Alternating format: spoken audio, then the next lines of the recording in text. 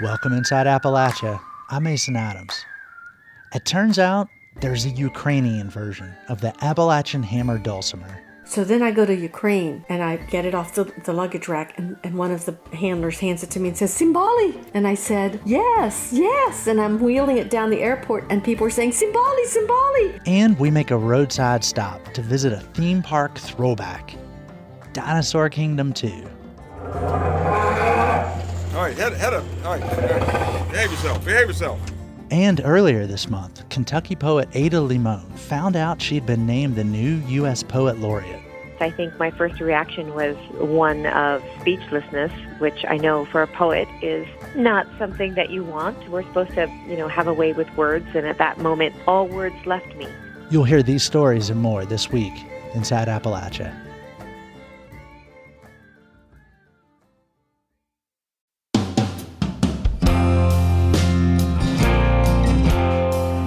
Welcome inside Appalachia. I'm Mason Adams.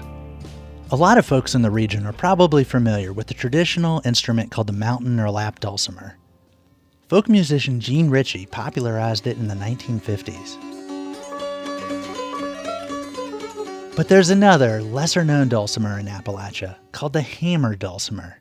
It's a bigger, stationary instrument that isn't related to the lap dulcimer at all. In fact, it's a relative of a Ukrainian instrument called the cymbali. When Folkways reporter Clara Hazlett learned about this unexpected relationship, she was intrigued. Clara brings us this story from Fairmont, West Virginia, and Lviv, Ukraine. I'm in a farmhouse in Marion County, West Virginia, in a living room where a woman sits behind a wooden board that's laced with exposed strings. The afternoon sunlight illuminates her hands as they move across the dulcimer, gently drumming the strings with wooden hammers that resemble little skis. And some 5,000 miles away, from a townhouse on the outskirts of Lviv, Ukraine, there's a similar sound, coming from a similar instrument, an echo of Ukraine's Carpathian Mountains resounding into the mid-afternoon air. It's the sound of a cymbali.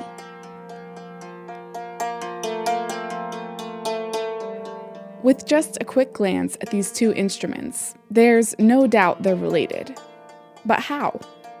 With thousands of miles of ocean and landmass in between, where's the link? To begin my investigation, I talked with Lynette Swiger from Fairmont, West Virginia. Lynette is a retired school teacher and adjunct professor at Fairmont State University's Folklife Center. She was introduced to the hammer dulcimer when she was a teenager. My mother was the local 4-H leader, and there was a man from Mannington called Russell Fluharty, also known as the Dulcimer Man. North Central West Virginia had a fairly strong hammer dulcimer tradition, but it was dying out. When Russell took up the hammer dulcimer, he revived that hammer dulcimer tradition and really single-handedly kept it from dying.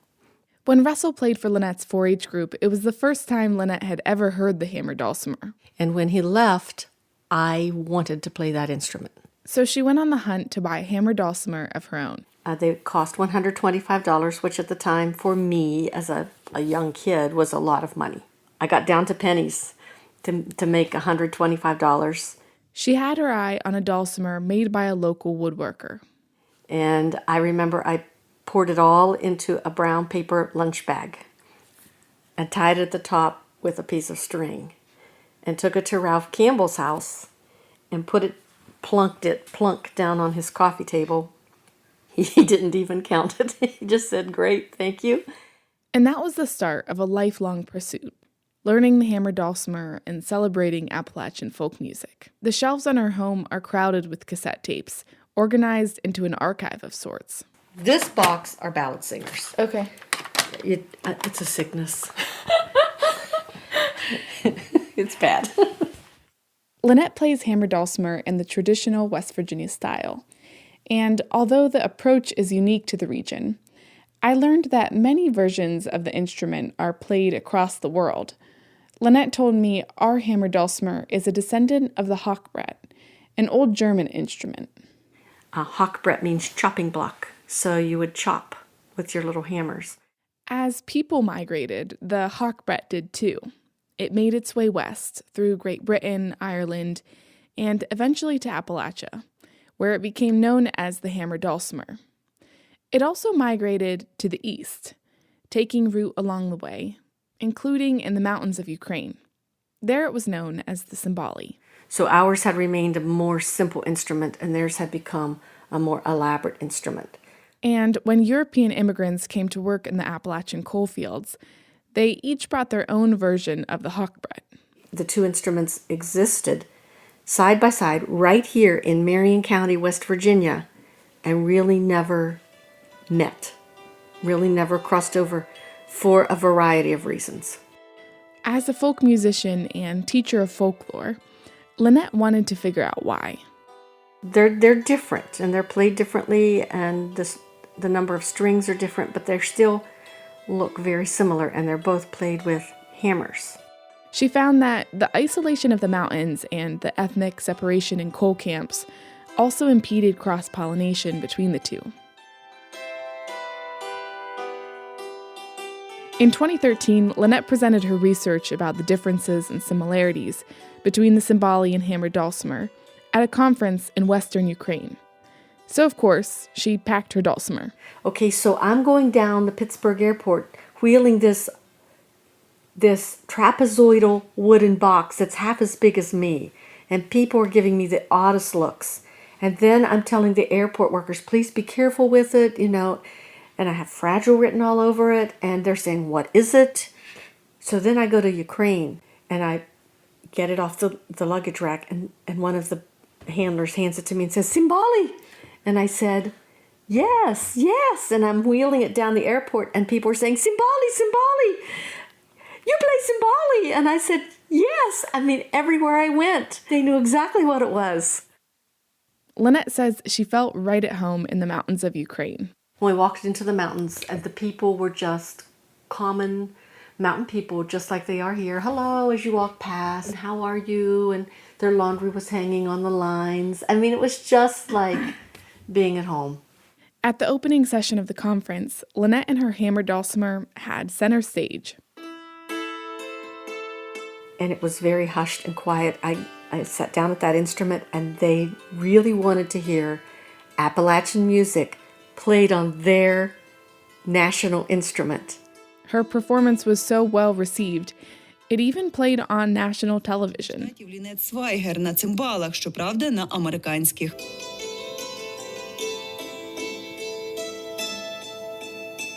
У рамках конференції іноземні гості відвідують Карпати. Lynette is one of the hammer dulcimer players sustaining the tradition in Appalachia.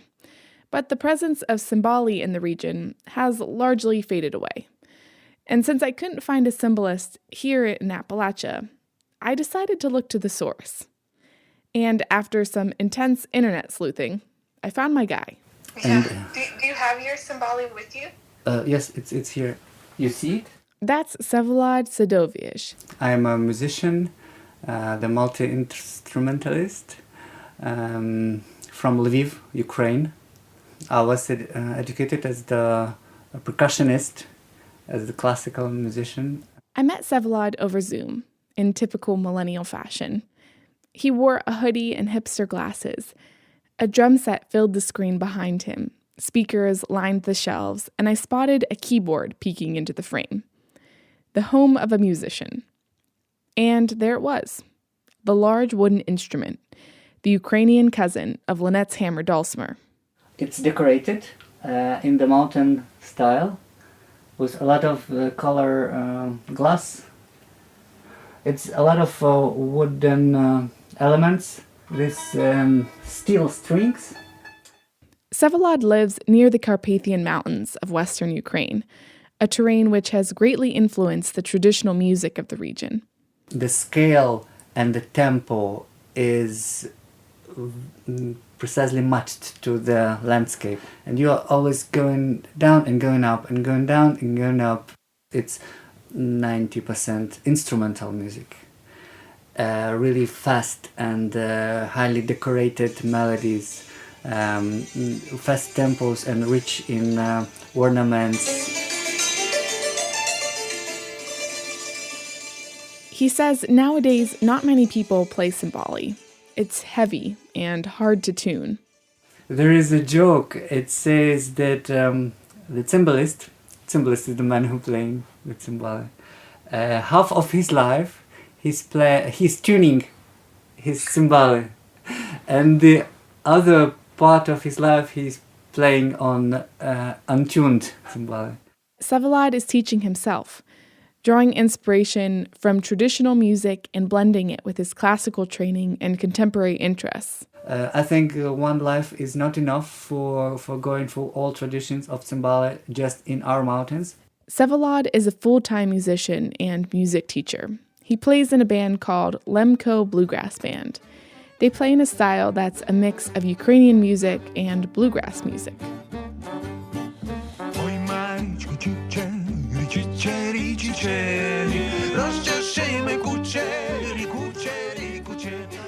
There's a growing trend of young people like Vsevolod who are interested in preserving traditional music and Ukrainian culture, an act which he feels is significant, especially amidst the current circumstances.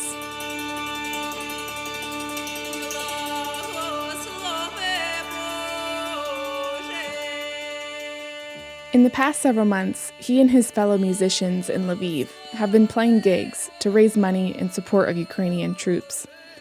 The city where Vsevolod lives has been mostly spared from the violence in eastern parts of the country. The traditional arts, the folk music, the dances, decoration, it all matters. We have treasures we see around us. We want to collect them. I want to listen to it. I want to share it with my friends, Vsevolod sent me a video of him playing cymbali, accompanying a group of 3 female singers. They're dressed in traditional clothing, floor-length skirts and brightly colored flowers pinned to their hair.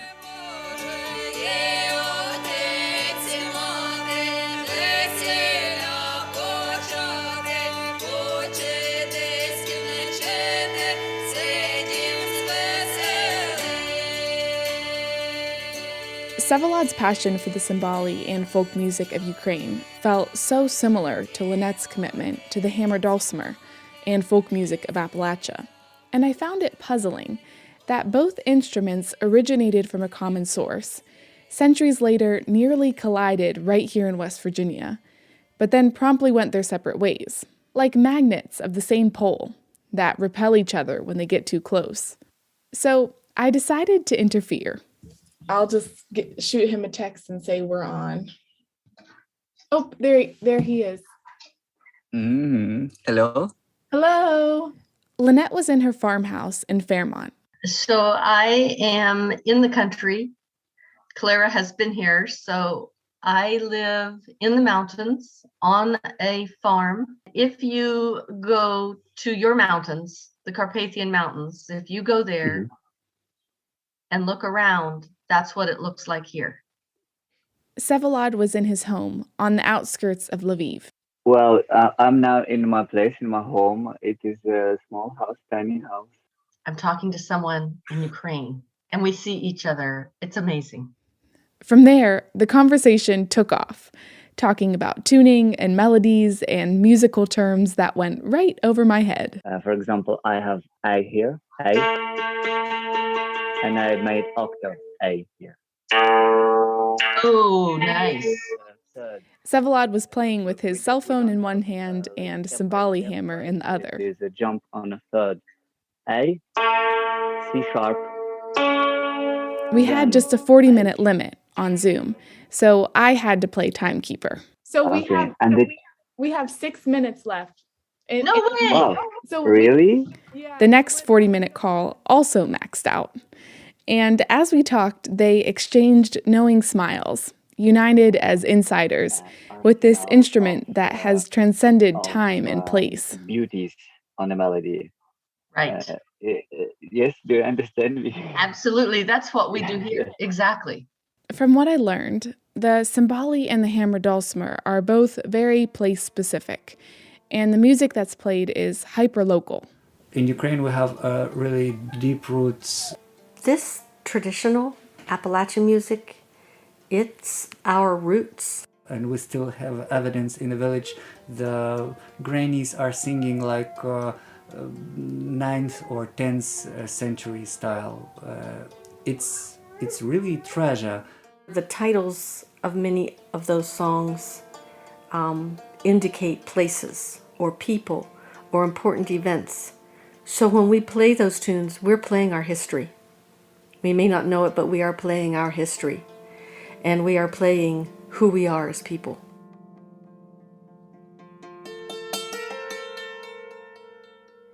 And that, I found, is what links the hammer dulcimer and the cymbali. In Western Ukraine and in Appalachia, these instruments are vessels, holding a history and culture that is so specific, yet altogether universal. Well, maybe we will meet once more and you will show me your dulcimer. How I will it do sounds. that. I will have my dulcimer ready to show the next time. I love this. Thank you, Lynette. Thank you both so much. Thank you. Bye. Bye. For Inside Appalachia, I'm Clara Hazlett.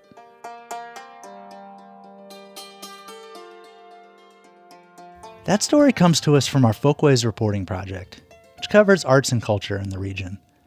To see photos of the hammer dulcimer and the cymbali, visit our website, wvpublic.org. Earlier this month, Kentucky writer Ada Limón was named U.S. Poet Laureate by the Librarian of Congress. Limón lives in Lexington, Kentucky, where she writes, teaches remotely, gives poetry readings, and also hosts the poetry podcast, The Slowdown. Kentucky Public Radio's Derek Operly spoke to Limón about poetry and her connection to the bluegrass state. So first off, what was your reaction when you found out that you'd been named U.S. Poet Laureate? What did that feel like for you? Well, to be honest, I think my first reaction was one of speechlessness, which I know for a poet is not something that you want. We're supposed to, have a way with words, and at that moment, all words left me. And I think I was feeling just incredibly overwhelmed with gratitude and also a little fear, if I don't mind, if I can be honest. After it sort of dissipated, I was just feeling that really sense of enormous gratitude, not only for this position, but to all the people who have made it possible, all the poets laureate that have come before me. And I really feel like I'm part of a community and that this is for everyone, not just for me. What do you see poetry's role in society in 2022 being?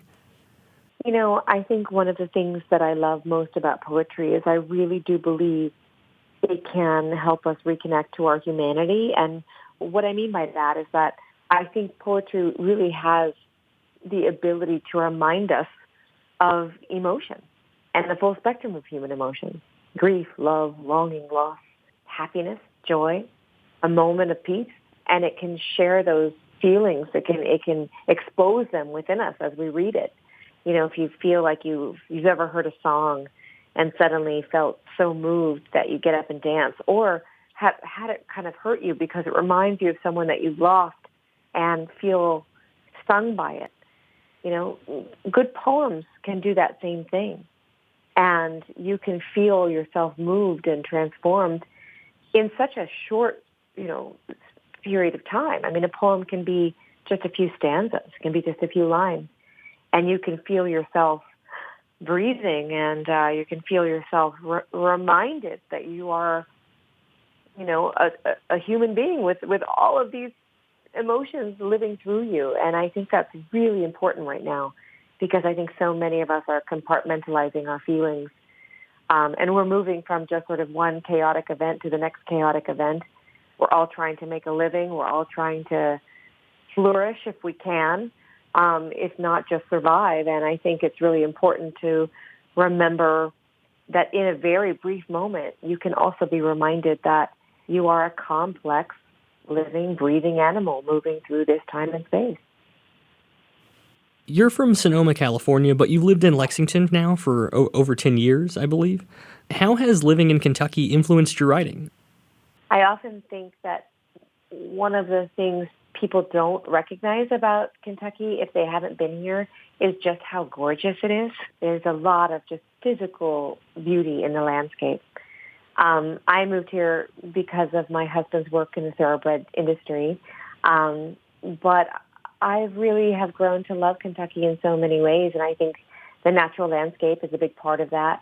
But also it has a wonderful literary community and a literary legacy. And I think it's so important to remember that writing doesn't just happen on, the two coasts as we think of New York and San Francisco and LA. And Kentucky, for me, has become such a beautiful home. It's allowed me to have a little more space and time to write. But it's also really allowed me a very generous writing community that I get to surround myself with and be inspired by all the time. That was Kentucky Public Radio's Derek Oberle, speaking with Kentucky writer Ada Limón, Poet Laureate of the United States. Later in the show, we stop at a roadside attraction near Natural Bridge, Virginia. All right, head up. All right. Behave yourself. That story and more after the break. You're inside Appalachia. I'm Mason Adams.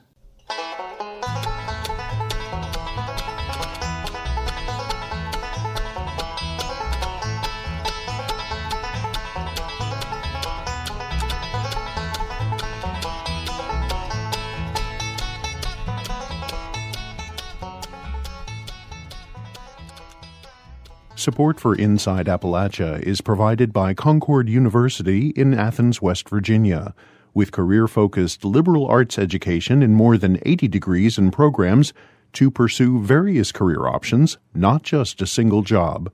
More at concord.edu.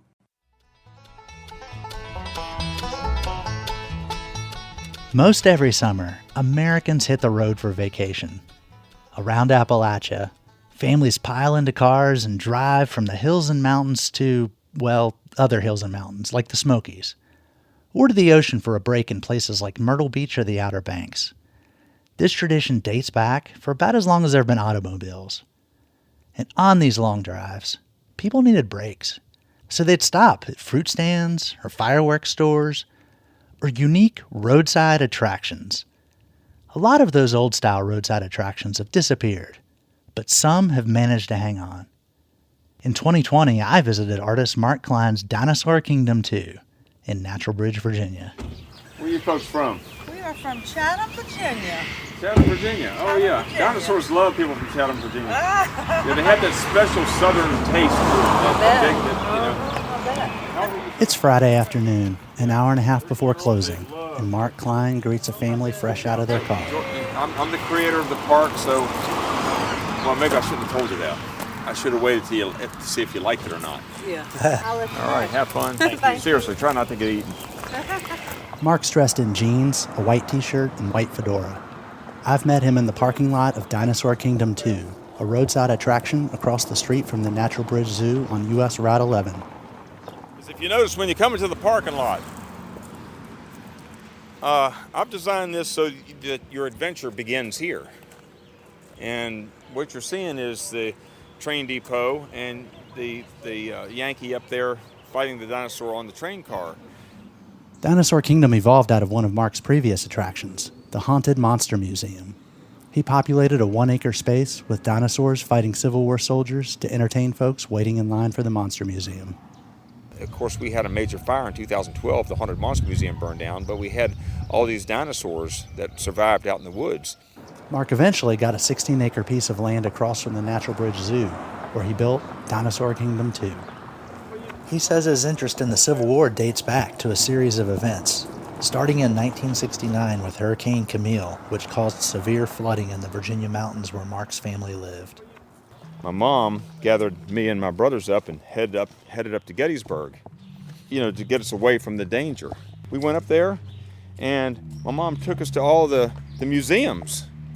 All the Gettysburg museums. I saw the wax museums and the little miniature museums, and I was just totally fascinated with that.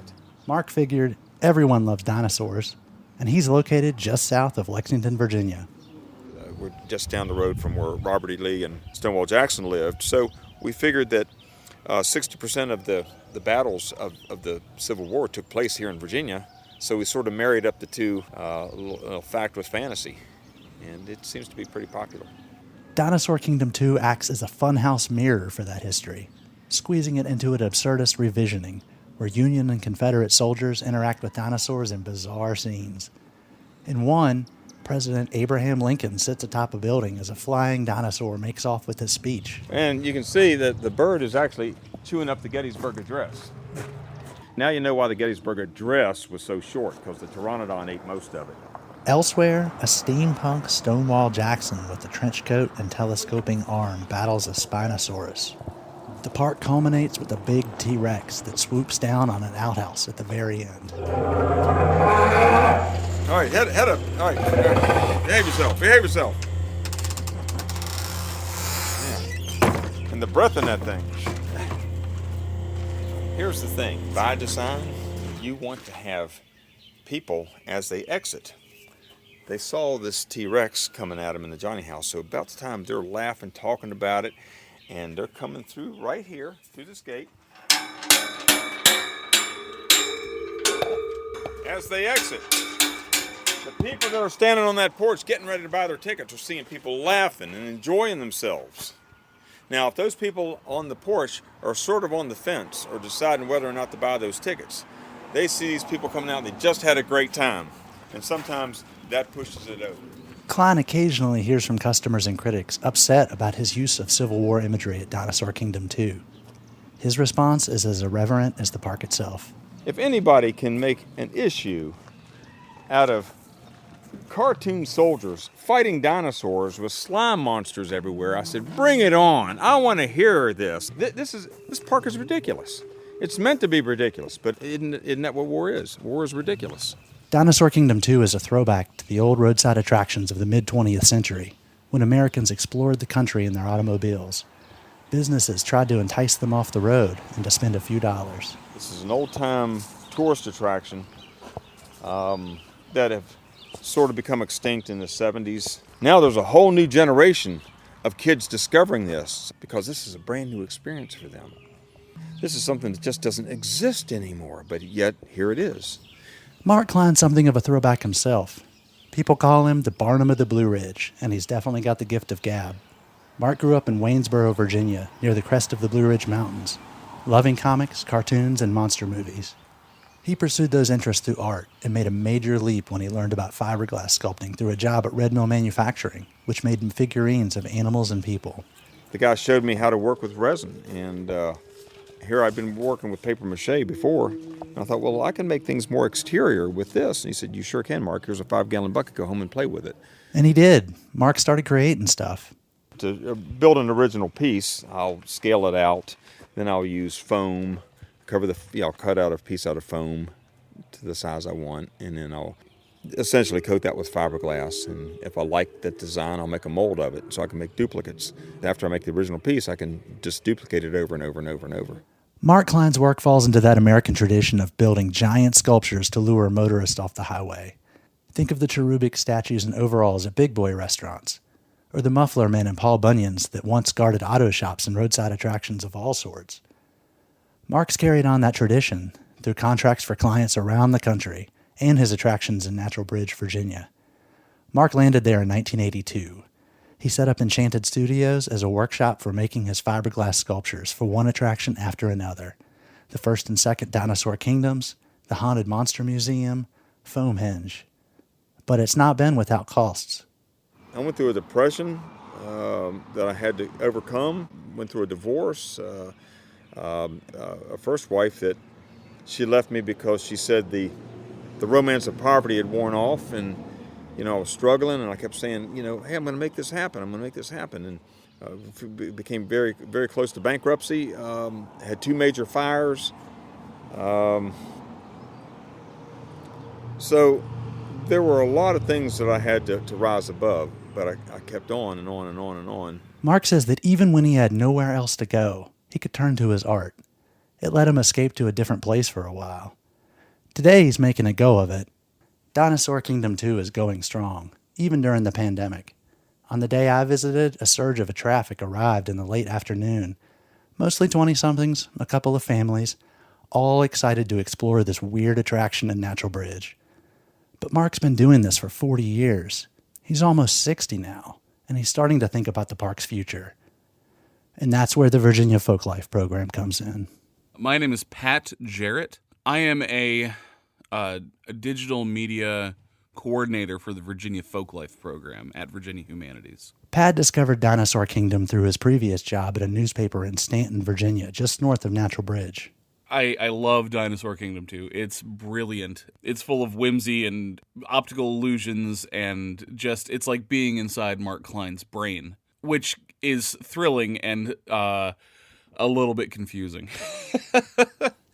He got to know Mark well enough to have conversations about the future of the park. He said to me one time something that really stuck with me. He said, I'm worried that when I die, people are going to come into this yard and they're going to throw away all these molds because they don't know what this is or how to work it. And it's just going to be lost. And that is kind of the reason we have the apprenticeship program, is so that this knowledge can be passed down and continued. The apprenticeship program pairs masters in a folk craft with a student so that traditions can be passed on to future generations.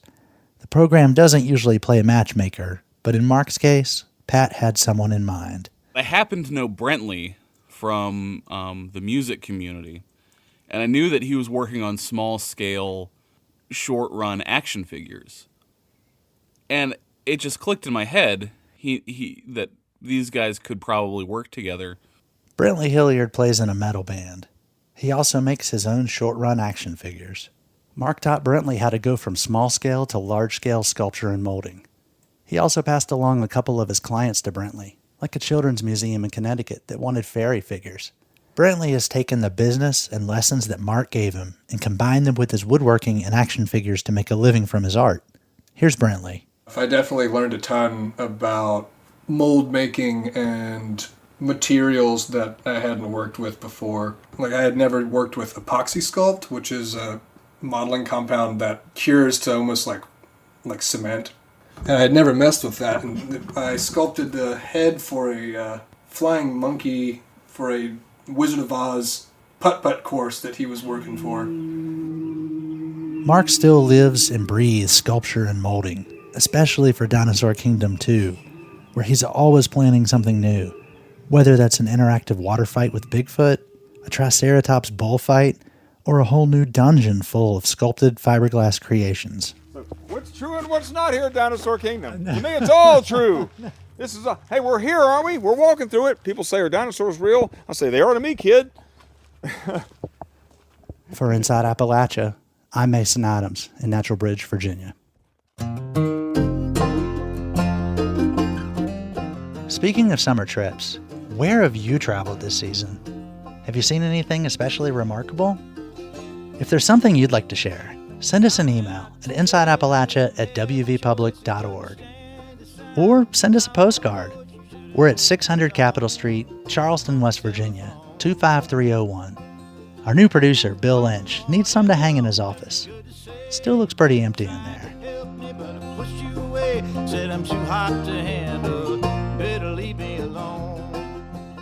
Recently, NPR published a list of 50 books for 50 states. West Virginia's was an anthology of stories called Eyes Glowing at the Edge of the Woods, Fiction and Poetry from West Virginia. It collects works from 63 writers and poets about the unique sense of place they find in the Mountain State. WVPB News Director Eric Douglas spoke with the book's editors, Doug Van Gundy and Laura Long, about how they brought its stories together. Which one of you came up with this idea, or was this one of those projects that started over a couple of beers during a conference somewhere? Abby Friedland, who was then acquisitions editor at WVU Press, approached me. She was visiting the West Virginia Wesleyan low residency MFA program, and she said, "What do you think of this anthology, Backcountry?" And which was edited by Irene McKinney about 20 years ago. And I said, "Oh, it's essential." And she said, "What do you think about updating it?" I said, "Oh, that would be great. You guys should do that." She said, "What do you think about you doing it?" And I said, "Oh, okay, sure." And so we thought that Laura would be a great collaborator on this. And as Laura writes poetry and fiction. I'm primarily a poet. We thought, oh, it'd be great to have a couple of perspectives on it. And Laura and I are old friends and have worked together for off and on for a long time. And we thought we could probably get along well enough to pull together an anthology. And it ended up being just a joy.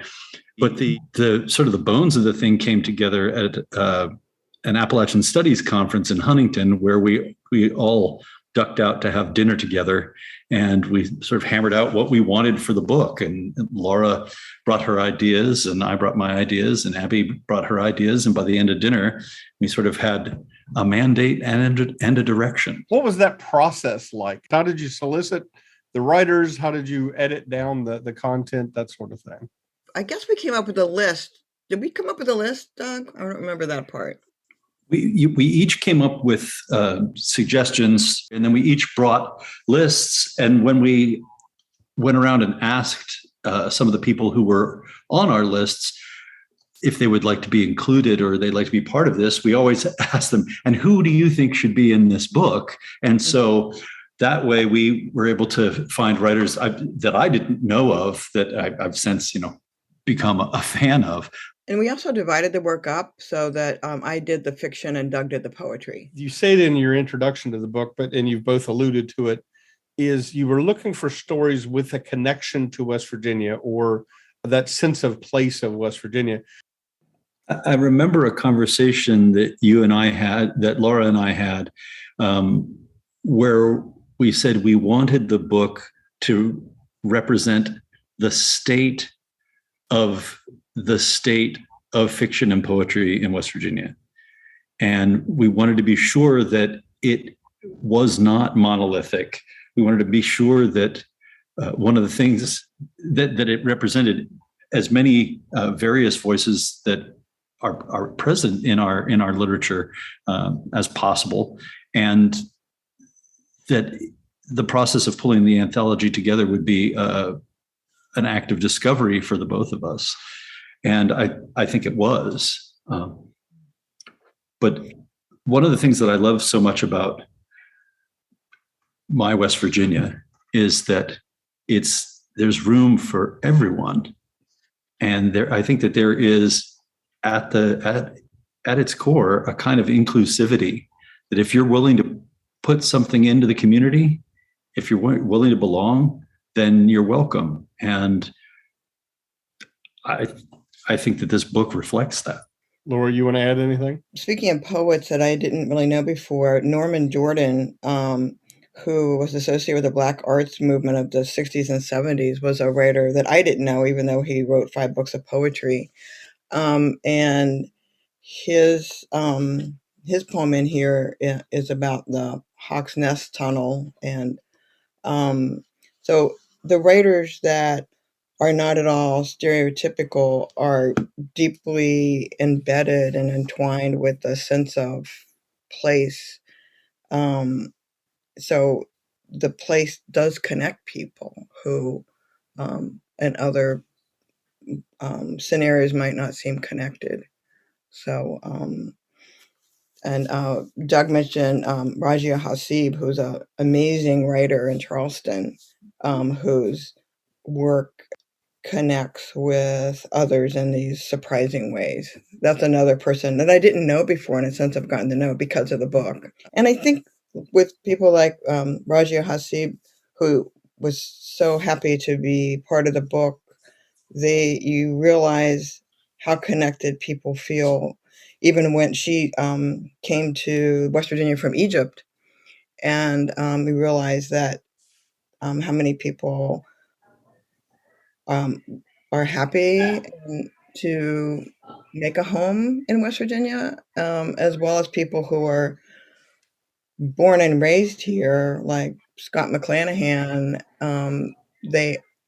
People feel connections because they're born here, but they also feel connections because they make a life here with their family. That was Laura Long and Doug Van Gundy speaking with Eric Douglas. Their book is Eyes Glowing at the Edge of the Woods, Fiction and Poetry from West Virginia. It's available through WVU Press.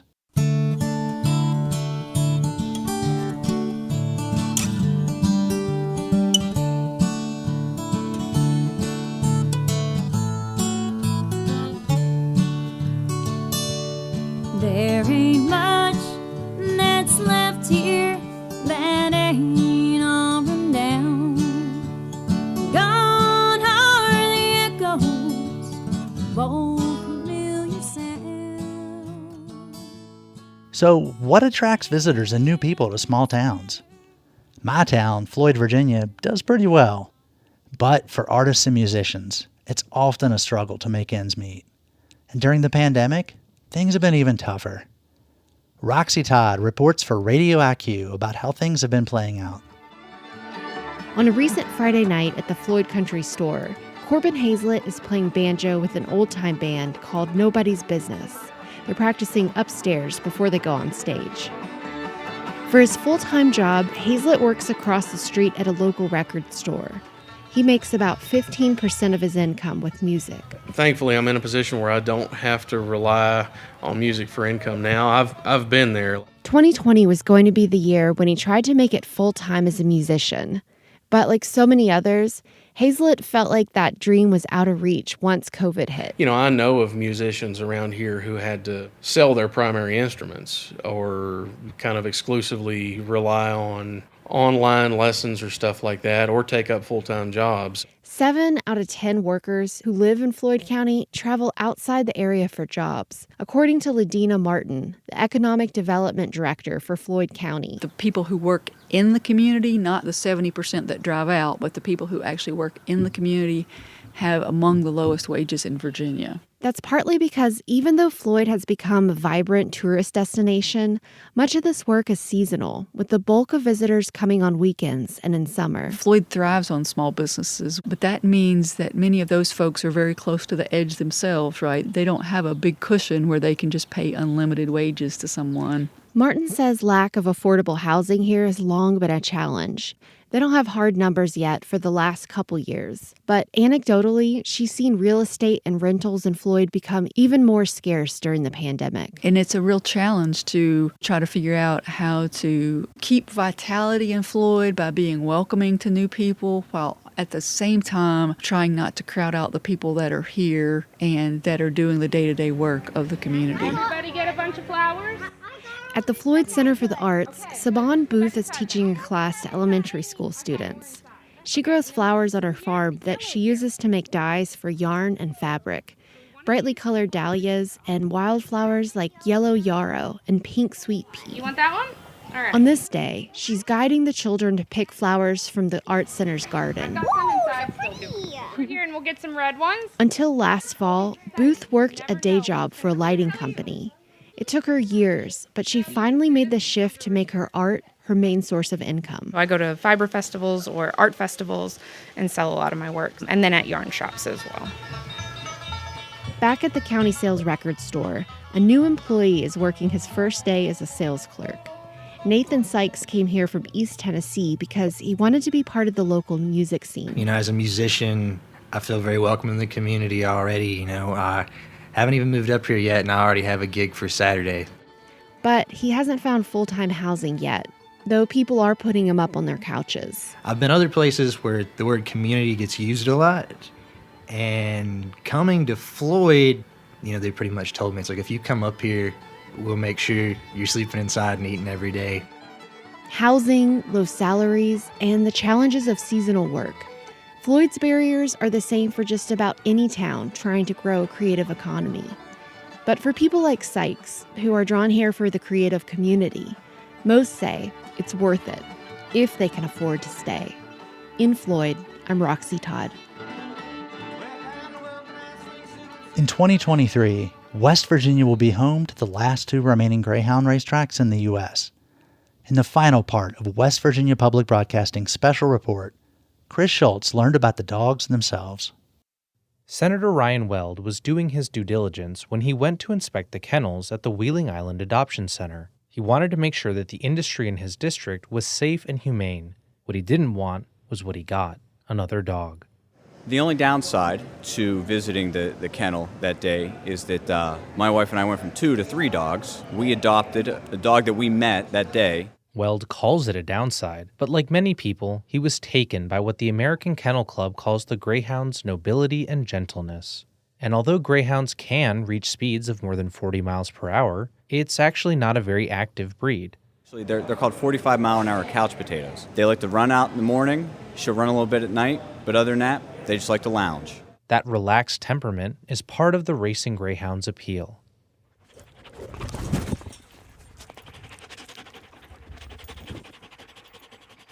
As one of his dogs nuzzles the reporter's microphone, Greyhound breeder Steve Saris says that most, if not all, of his dogs get adopted. Of the 75 dogs on Saris's farm in Wellsburg, even the best dogs only race until they're around 5 or 6 years old, and as much as Saris and his employees love their dogs, at the end of the day it's still a business. Space needs to be made for new dogs. And the best thing is, we breed them. We know that someone wants them. That's the best thing about it. Like I said, the industry's got anywhere from a 95 to a 97% adoption rate. You look at any other canine breed, nowhere's near that. Sydney Bader is the adoption coordinator for the Wheeling Island Greyhound Adoption Center. Her organization works directly with trainers, the track, and groups all around the U.S. and Canada to help disperse all of the dogs that have retired to loving homes. The demand is ridiculous. We're not Walmart. We can't create dogs just because the demand is so high. As the industry declines, the supply of dogs is dwindling with it. Come next year, West Virginia will be home to the last 2 dog tracks in the country. If you want 1 or 2 more greyhounds before this is all over, put in your apps now. Start looking now, because this conversation is not going to be the same in 3, 5, 6 years. I don't know what it's going to look like. Bader says that the Wheeling Island Adoption Center and its partner programs in other states have become more discerning. So a lot of time in the past several years has been spent devoted to learning about our dogs and also learning about our adopters and learning about our groups that we work with. The demand for these dogs as pets is definitely not going anywhere. Like Senator Weld, Bader says that the Greyhound's appeal is in their temperament.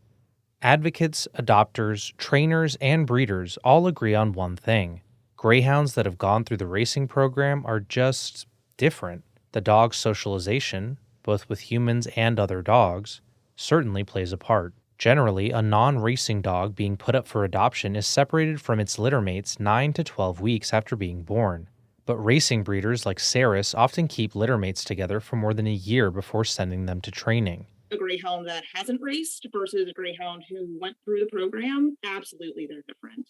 They're honestly the easiest dog to own. I always tell people it's like owning a 75-pound cat.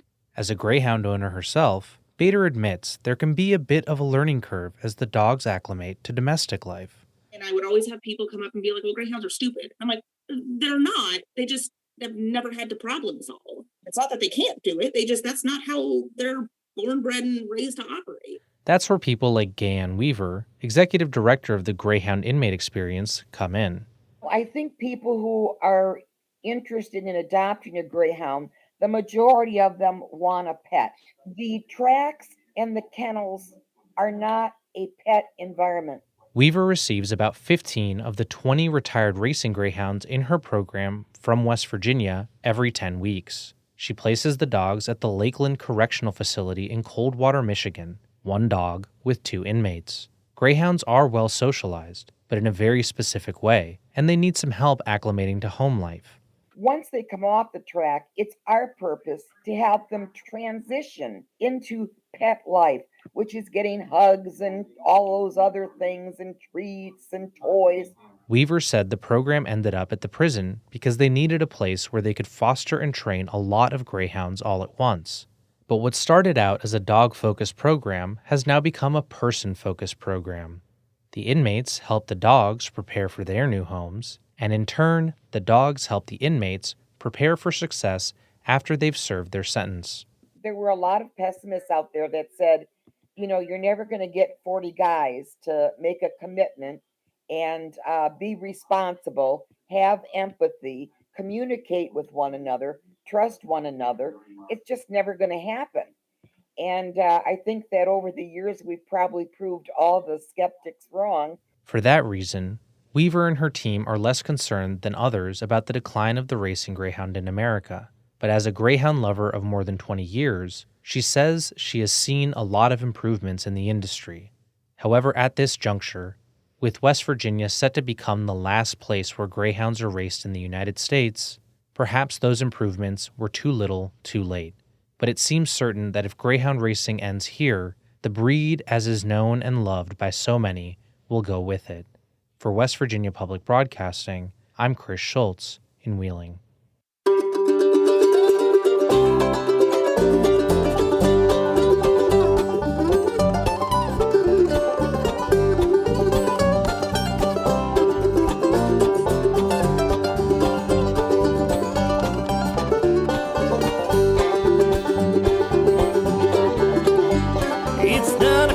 in the morning, it's the start of a brand new day. It's to show up to work and hear the boss man say, well, you're loaded down to the hill, you better get on your way. So climb in that big brown truck and sun on your pay. So never mind the mule, just blow the wagon. That is what I hear most every day. Till next time, thanks for joining us as we journey throughout Appalachia. Our theme music is by Matt Jackford. Other music this week was provided by Chris Knight, Hot Rise, Johnny Stats, The Freight Hoppers, Martika and William, and Hazel Dickens. Bill Lynch is our producer. Alex Runyon is our associate producer. Our executive producer is Eric Douglas. Kelly Libby is our editor. Our audio mixer is Patrick Stevens. Xander Alloy also helped produce this episode. You can find us on Twitter @InAppalachia. You can also send us an email to insideappalachia@wvpublic.org. Visit wvpublic.org/InsideAppalachia to subscribe or stream all of our stories. Or look for Inside Appalachia wherever you get your podcasts. Inside Appalachia is a production of West Virginia Public Broadcasting.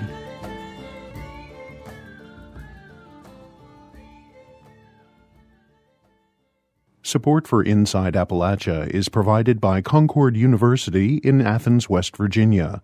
With career-focused liberal arts education in more than 80 degrees and programs to pursue various career options, not just a single job. More at concord.edu.